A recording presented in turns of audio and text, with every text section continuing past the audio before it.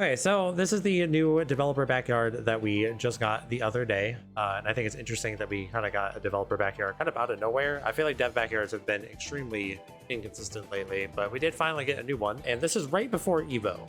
As of the making of this video, we are literally 1 week exactly away from Evo. We already know that we're getting a lot of information for Guilty Gear and just kind of Arceus in general when it comes to Evo, so it's interesting that they decided to drop this now, kind of as like a teaser of things to come. And there's actually a lot of good information in here, shockingly good amount of information for it being a developer backyard. We're going to be getting Lucy, a ranked match, and battle balance all in the same patch, which I know some people were kind of curious about that, like are we going to get them all at the same time? They kind of confirmed that here, and it's kind of my opinion that I think we're going to be getting the patch like literally right after Evo. If you remember last year, we got the 3.7 patch literally the night after Evo finals were over. They also released Bridget right after Evo back in season 2. So Arceus kind of just has like a track record of releasing things right after Evo. So I'm expecting we're going to get those immediately after, which is pretty cool. I know a lot of people are feeling very burnt out on Guilty Gear. We've been waiting for an update and just content and anything really for the game for a while now. So it's cool to see that we're like basically at the finish line now. We're going to finally get some changes. How big will the changes be? How impactful will they be? We don't really know yet, but we're getting something. We're getting a brand new character, which should be a lot of fun. But they have some actual information here. So they say the final character for season 4, Lucy, a guest character from Cyberpunk Edgerunners, the new ranked mode and battle balance update adjustments are planned for the August update. This specific update will be announced at the Fighting Game Tournament Evo held in Las Vegas, USA from August 1st to 3rd. If you guys want to come watch with me and the rest of the chat, watch some Guilty Gear and just other games and get hyped for all these announcements, I will be live for that. You can find a link to my stream down below in the description. So a big thing that they talk about in this dev backyard is they finally talk about ranked mode, which they talked about way back at the Arc World Tour finals. So it's been a long time since they announced this, and we've gotten zero details about it. You know, I think when it comes to the Celestial Tower system, there's been a lot of controversy about it throughout Strive's history, and I think it has done a lot of negative things for Guilty Gear as a franchise, because there's been a lot of players over the years that have, you know, kind of quit playing Strive because there is no matchmaking system, and more specifically, the tower system itself is like very flawed in terms of like matching you with players of equal skill level, and just it's very cumbersome to navigate the tower as it is, right? So I think having a rank system, and more specifically a matchmaking system, is very valuable for this game. And I'm really curious to see how that's going to impact this game over like whenever this patch comes out. I think it's a little weird to add something like this late into the game's lifespan. Not to say that I disagree with it, but I wonder how impactful it'll be considering the game has been out for so long. And in general, like people who play the game now have gotten kind of accustomed to, you know, playing into the tower system and everything like that, right? With players being accustomed to how the game works already, I am wondering if this is going to kind of alienate people a little bit. I wouldn't bet on it. It's just something that's kind of in the back of my mind. I think overall this is probably going to be a net positive, and I'm really curious to see how it's going to go. So they kind of detail how the ranked match is going to work compared to tower, and most notably the big thing they talk about is the ranks themselves. So there are going to be 7 different ranks, with Vanquisher being the highest one. And within all of these ranks, except for Vanquisher, there are going to be 3 sub-ranks. So you have like Bronze 1, 2, and 3, for example. One of my biggest questions about any rank system is just always, how much effort does it actually take to rank up? You know, how many points do you get for winning a match? How many points do you lose for a match? And just what's the overall timeline expectancy of ranking up? I think it's always really disappointing when you have a rank system where it's really easy to reach the top rank. So if you look at something like Celestial, for example, it can be very easy to achieve the top rank of Celestial. You know, if you are a good player, it takes you almost no time at all to get through the floor system. And good player is like pretty loose. You can just be like moderately okay at the game and still get Celestial.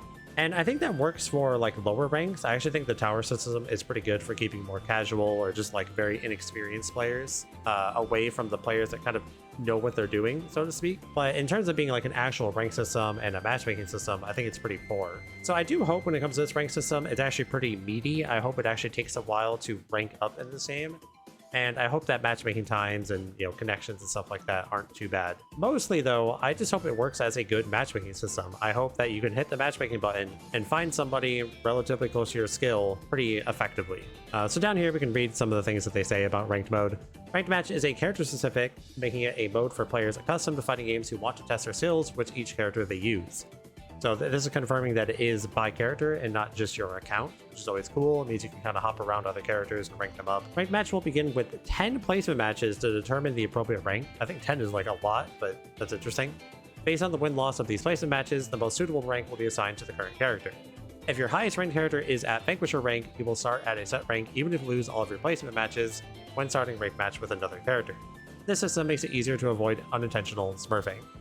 So they're really trying to make sure that, you know, if you are someone that is good enough to get Vanquisher, you're not gonna like accidentally ruin the experience on a new character playing like very beginner players, which makes sense. The biggest thing about this rank system that I also noticed is that there isn't any type of incentive to keep playing once you get to Vanquisher. There's no seasonal reset based on what they've described here, and there's no like, you know, system like what Street Fighter or Granblue has, where there's like an extra ranking system to participate in once you get to the top rank. So that just kind of had me worried, because I think something that could potentially happen that isn't good is we end up in a situation where people get to Vanquisher and then they just stop playing because there's no extra value in playing it, right? Outside of it being a matchmaking button, which is cool. But if other people aren't in the matchmaking, then the matchmaking button doesn't do very much. So I hope that there's something in place to kind of remedy that problem. Now, maybe more importantly, they also talk about some of the battle adjustments that they're going to be making with this patch. And they don't go too in detail about any of them, but they give us a rough idea of some of the things that they're looking at adjusting in this patch. Let's discuss some of the upcoming changes. We plan to make adjustments along the following lines for universal game mechanics that have brought up concerns.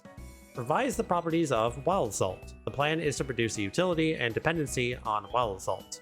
So this one's kind of interesting to me because they don't specify which Wild Assault. There's obviously 3 different types in the game, and they don't really specify a specific color. And the words that they use here, I don't really know what they mean exactly. So reduce the utility, that kind of makes sense in terms of Orange Wild Assault.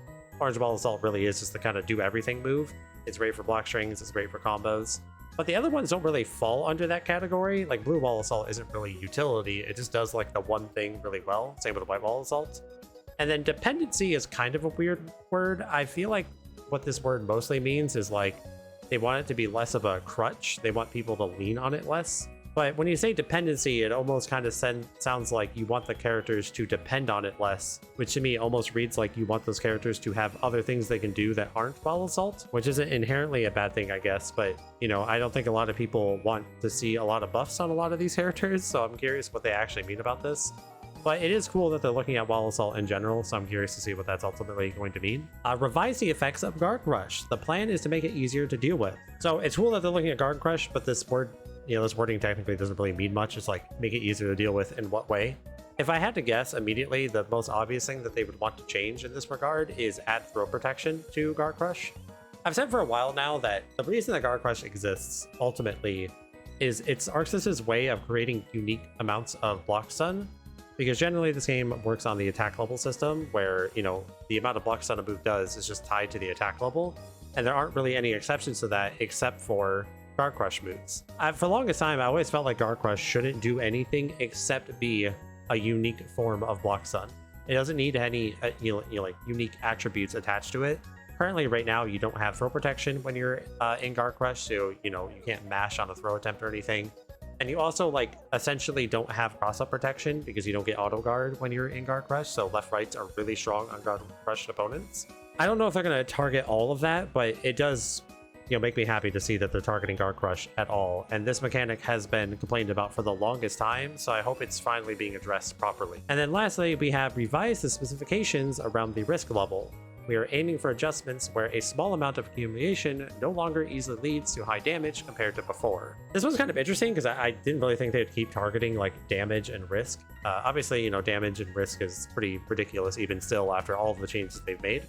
But I figured they were going to kind of like stop making adjustments in that regard. I think this specifically does make sense because it's really impactful, even just like one close slash worth of risk. You know, Guilty Gear is a game where like it's very strike throw focused, and more specifically, you know, when you block any character's close slash in this game, it's pretty much like an immediate RPS scenario.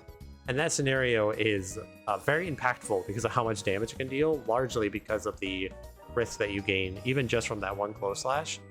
So even though this may not sound like a lot, I think this could actually be very impactful in terms of just giving people more interactions per game, where you don't feel as bad for guessing incorrectly after blocking like a close slash or something like that. So I think it's cool to see. I'm curious how they're going to actually go about this, because risk is also just tied to how they handle damage scaling in general. So I'm curious to see what this change is actually going to be. They go on to say, we do not plan to strengthen alternative systems or add new systems as a result of these revisions.